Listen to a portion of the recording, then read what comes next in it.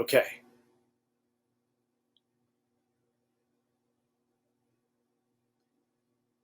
All right, I think we're going now. Let's see if it gets all blippy and acts all weird and and whatnot. Yeah, it's still blipping, but okay. All right, we're just gonna go with it. Hi, gang. Are you with me?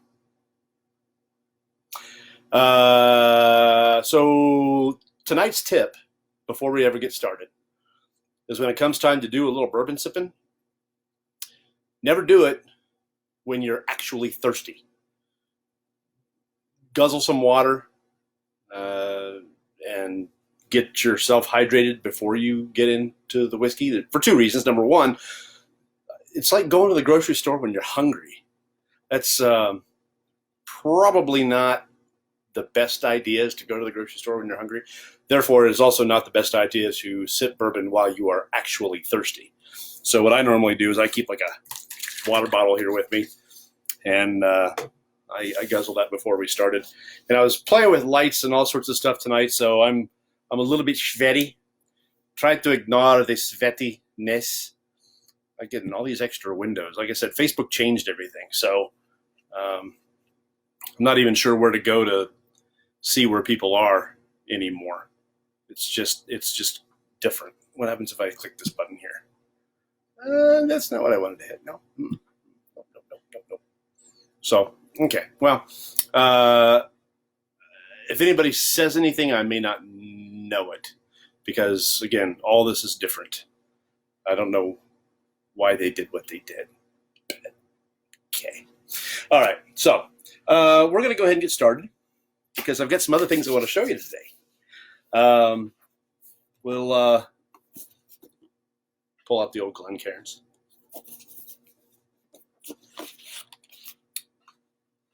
Oh, okay. That one's actually got some fingerprints on it. Shame on me.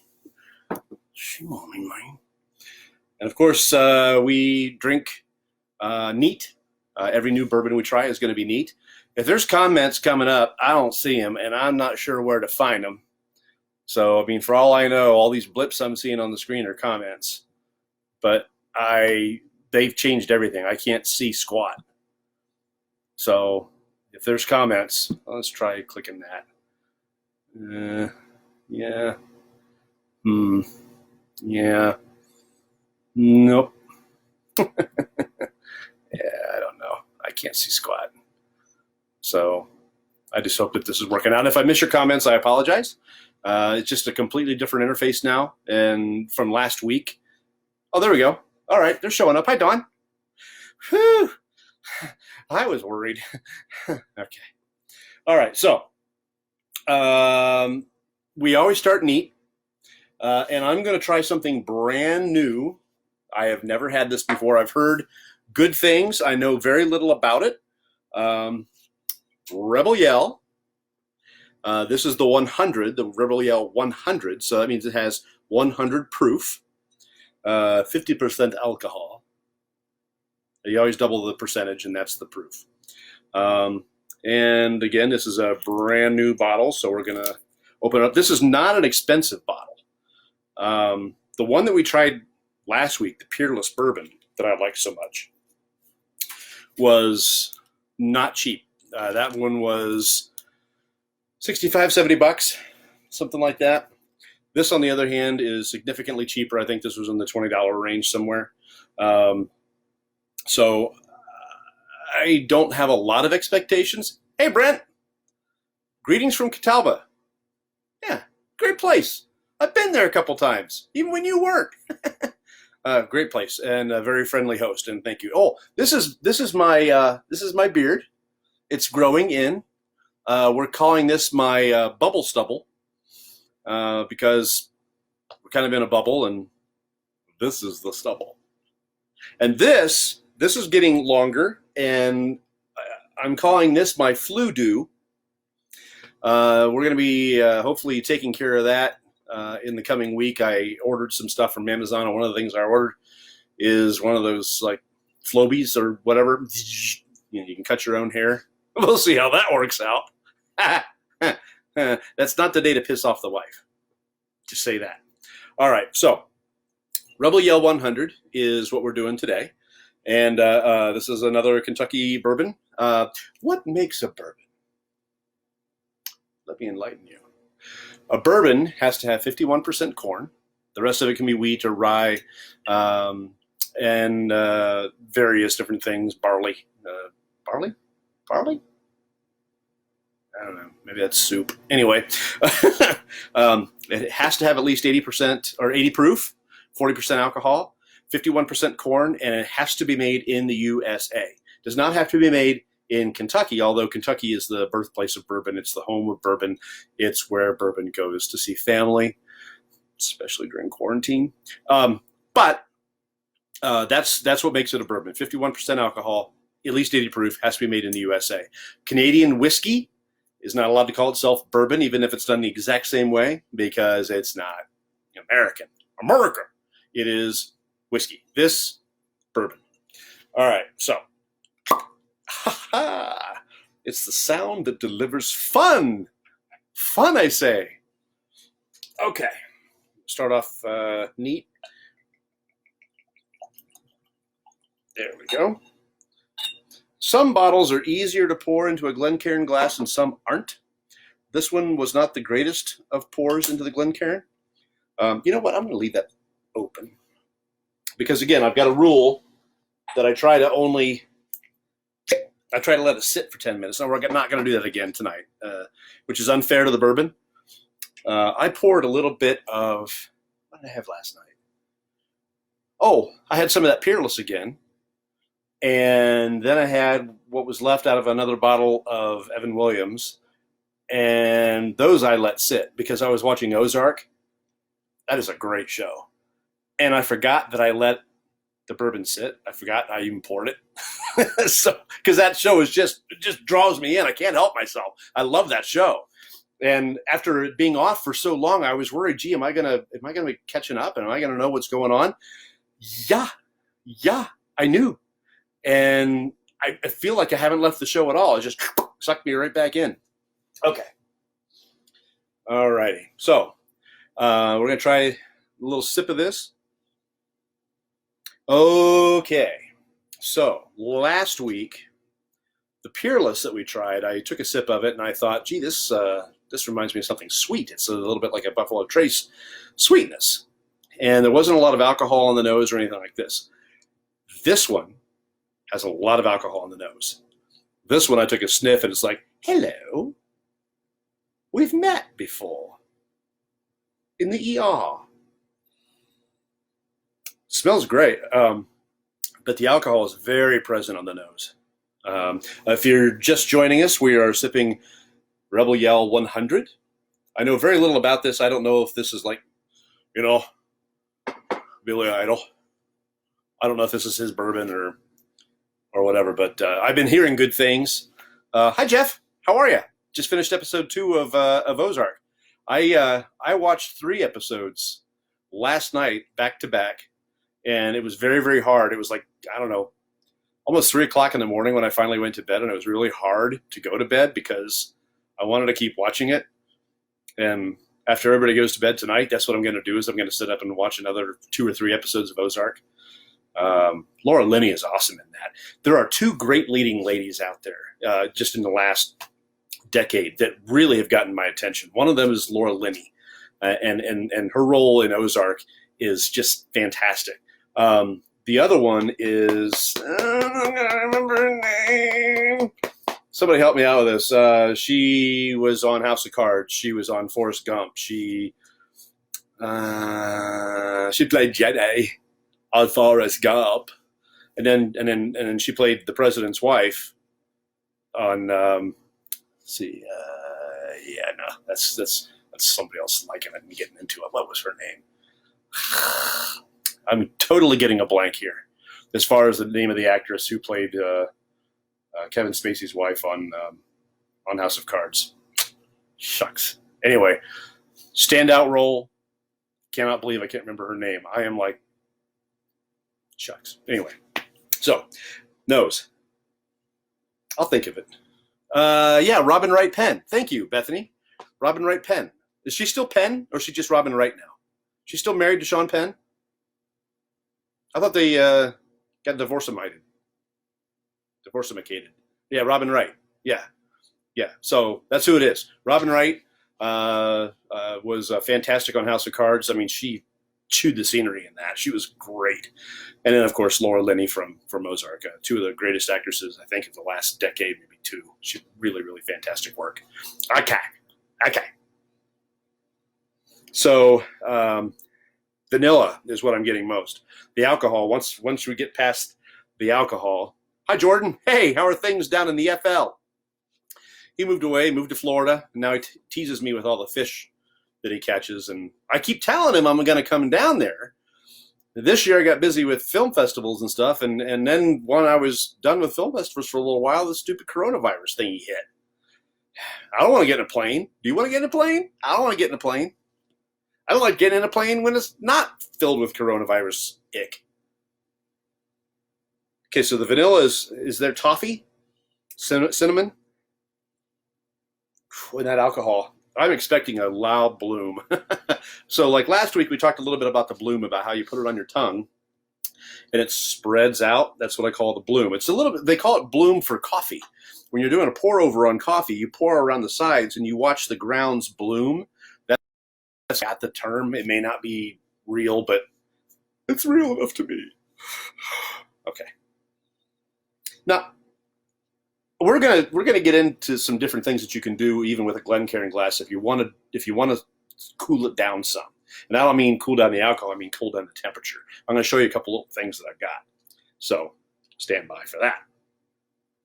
But I'm not going to do that before I get a chance to try it.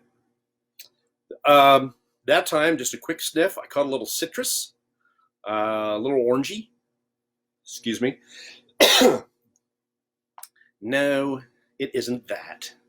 Just a cough. I was in the bank before they closed the lobby, and there's this woman in there hacking up a frickin' lung. And I'm hearing her say, "Oh, it's nothing. We have dust in the house. We're doing drywall right now." I'm thinking, I don't care if you choked on your own spit. Get out of here. So, but I'm here by myself. I'm distancing socially. Drinking socially. Talking socially. Yeah. So toffee, little bit of citrus. I mean, every time you do it, it's a little bit different. Little things will hit you. Depends on how close and how far and how stick your nose down in there. Maybe a little bit of apple. Definitely some sugars. That could be something that you misunderstand. Let me be clear about this. This is sugar-free. It has no carbs. It may grab some sugars from the barrel that it's in, because the barrels are charred oak. That's another thing that bourbons must have, is they must be aged in charred oak barrels. It's up to the distillery to know how much charring they want to do and how long it sits and all those different things. But there's no sugar in this. Now, that doesn't mean the alcohol isn't going to convert to sugar in your bloodstream and make you all fat anyway. But just so you know, it is carb-free and sugar-free. All right. Okay, so it's been, about 5 minutes or so? So I think that's long enough to give it a shot. Hussein, how's it going? Sam, hi. How's it going? For those of you just joining us, let me jump in here and let you know that we're trying Rebel Yell 100. Get the shine on there. There we go. Rebel Yell 100. This is one that I've heard good things about, and I've never tried it before, so I'm gonna find out if this is any good or not. This is a Glencairn glass. This is the proper way to try whiskey neat, because the flute of it is perfectly designed so you can get a good sniff, because what your flavor is partly coming from your nose, right? So we talked a little bit about the predominance of the alcohol to the nose. We talked a little bit about vanilla, toffee, a little bit of citrus in there, cinnamon. Yeah, there's some strong cinnamon in there. So, all right, now let's give it a shot, shall we?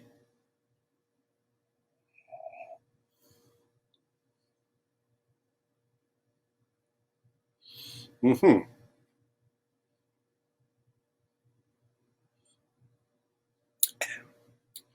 Okay. Again, the nose betrays what's in the glass. For 100 proof, that's a hot one. This is hotter than the 11 proof Peerless we had last Saturday. I'm feeling that alcohol go all the way down, and it's not even as high a proof. So, but the first thing that I taste, this is a very earthy pour. It has notes of like tobacco and leather on the palate, and I know those of you that don't do a lot of bourbon, you may hear me say that and think, ugh, I don't want to drink leather. But it's not like that. It's a characteristic. Again, the nose is so important. And if you can walk into a leather store and smell that leather and go, oh, I'm home. Yeah, baby. Or porn shop, if that's your guys' discretion. I stop right there. But if that type of scent, sit in a new car.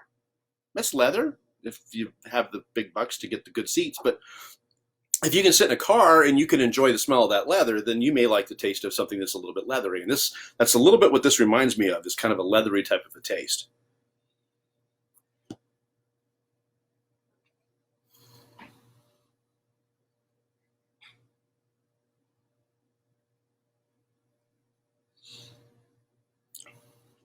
That time, I haven't let it set for 10 minutes, and that's the big thing I like to do. But that time, I caught a little bit of that citrus, maybe a very, very slight hint of like a spearmint, believe it or not. There's a lot of flavor in this. And every time you try it, there's something different. The longer it sits, the different feeling you're going to get out of it.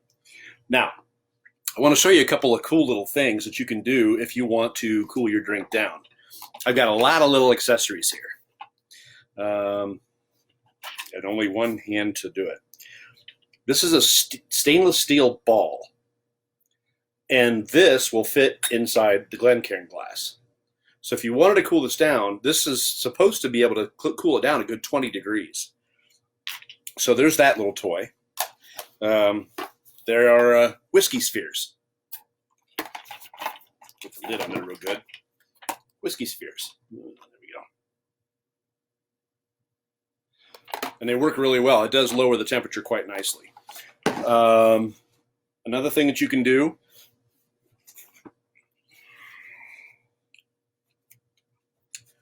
this is virtually the same thing. This is a whiskey cube.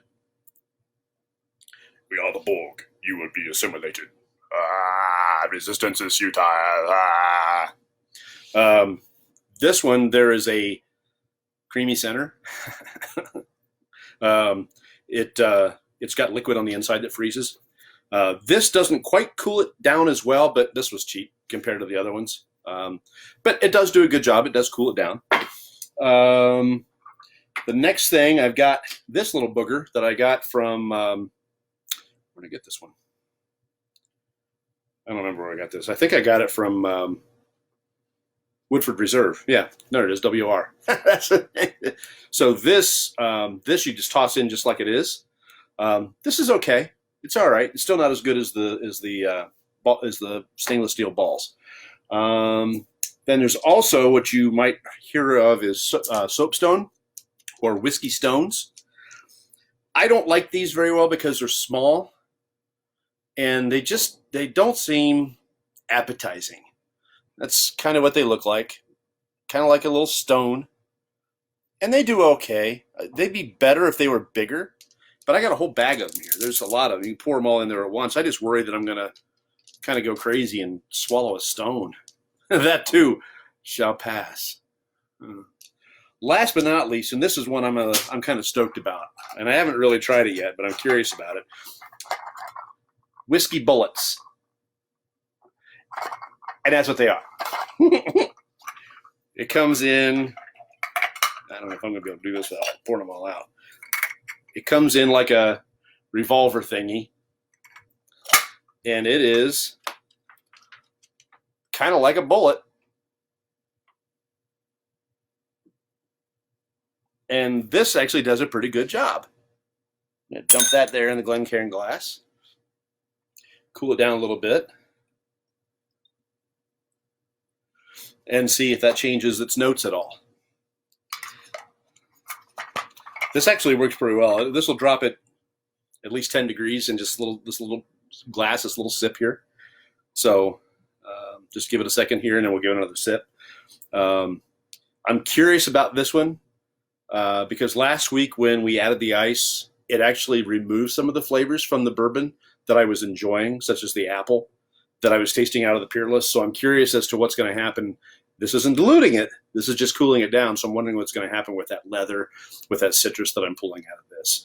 I'm not getting a lot of the vanilla and cinnamon on the taste, on the palate. There's some caramel there, but I'm really getting a lot of earthy notes on the palate. So let's try not to swallow this bullet here. And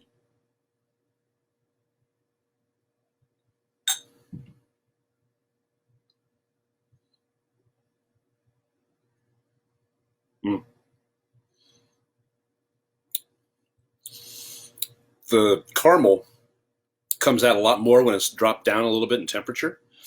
The bloom that I was worried about, how it blooms over your tongue, that alcohol burn on the tongue, it's really not as bad as I feared.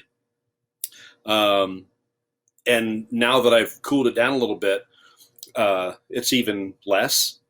And that's odd because I haven't added any water to it. I haven't diluted it at all. It's just the temperature of it. But it did bring out some different flavors, particularly that caramel that I got. I won't say that I like this bourbon as well as I like the Peerless.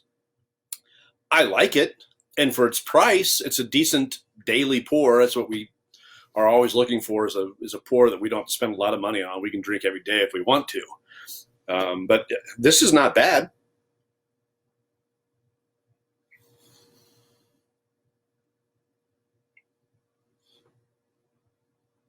Yeah, it's a good bourbon. It's a good bourbon for the price, particularly. We talked a little bit last week about some of the lower end bourbons that are good, and there are some that are better than others, of course. Like Old Granddad Bonded is like $15, and that's good. And we talked a little bit about Ancient Age, again about $15, and it's decent. We talked a little bit about Evan Williams, the white label, which is bottled in bond. That is excellent for $15-16. I think it's better than this. The Evan Williams is, but this is close. Very Old Barton, if you can find it, is really good. It's like a $15 bottle, and Old Fitzgerald is very good. I can show those to you. One moment, please. Oh yeah. Mm-hmm. Okay. Here's the Old Fitzgerald. Again, this is like a $15 bottle, and it's really flavorful. It's very good. We're not tasting it tonight because I've already tasted it. Same thing with this one, the Very Old Barton. Now, these are two. It's hard to find them in Ohio, but you can get them in Kentucky pretty easily.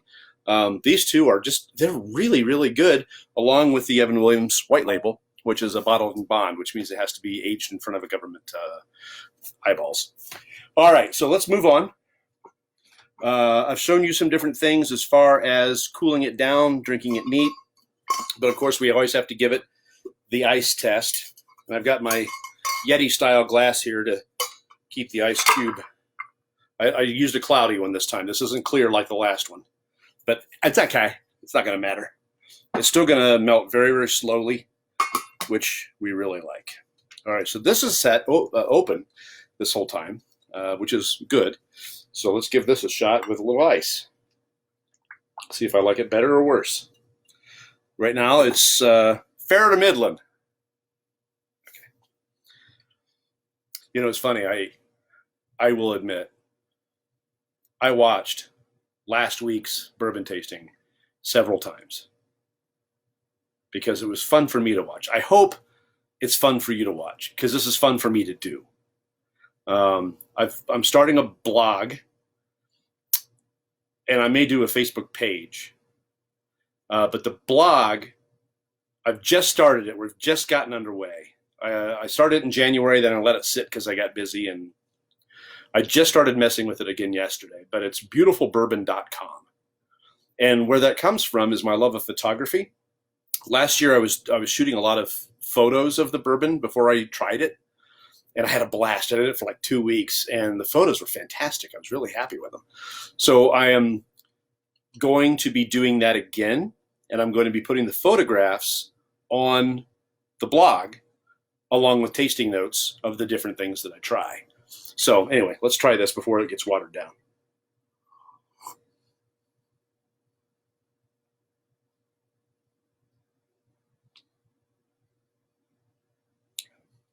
The caramel's there. The toffee's back.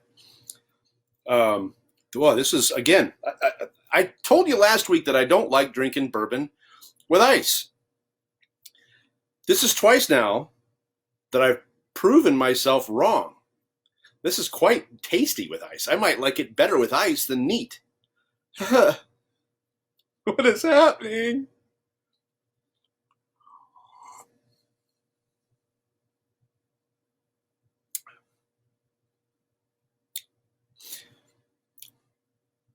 It's just refreshing. With ice, it's refreshing. And I don't drink bourbon to be refreshed.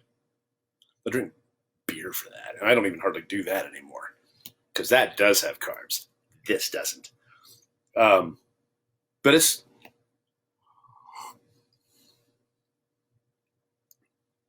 yeah. So I guess what it boils down to is if you're looking for a bargain pour, that's actually pretty good. If you like something that is a little more earthy, particularly neat, a little more leathery, it's got those different types of notes to it. If that's the type of thing that you're after, then Rebel Yell 100 would be a good one to go get. It's not very expensive. Like I said, this is somewhere in the 20s, $20 bottle, $25 bottle, something like that. It isn't a lot for this bottle. And 100 proof, you're going to get your money's worth if you're looking for, little mind-altering experience there. I like it. I don't like it as much as last week's Peerless, but I do like it, especially for the money. Peerless was almost a $70 bottle, $65, something like that. I bought another one online. I found a place. They're trying to tell us not to go to the liquor stores. What? But anyway, so because I didn't want to go to the liquor store, I found a place online that I could buy the things that I wanted. And hi, Mario. And so you're at the end, dude. But this is cheap, inexpensive. If you're looking for a good pour and one that's going to stick with you a little bit. Oh, I didn't talk about the finish. And we're coming close to the end. I've got about a minute and a half, 2 minutes to go, and I'm going to be done. But the finish on this, let's go back to the neat.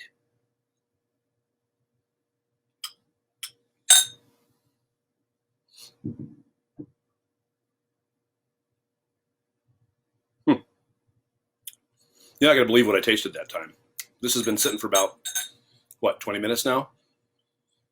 First sense I got when I put it on my palate, mushroom. Again, it fits. It fits. It goes back to that feeling that we have that it's earthy. It's the leather and the earthiness, the not so much woodiness or grassiness or anything like that. There are some bourbons that you can say are grassy. But that time I caught mushrooms. And those of you just joining, what's making the clanking sound is a whiskey bullet. Put it in there to cool it down at 10 degrees or so. And it works. It works well. All right. So the finish on this is long and pleasant and not as earthy as the palate.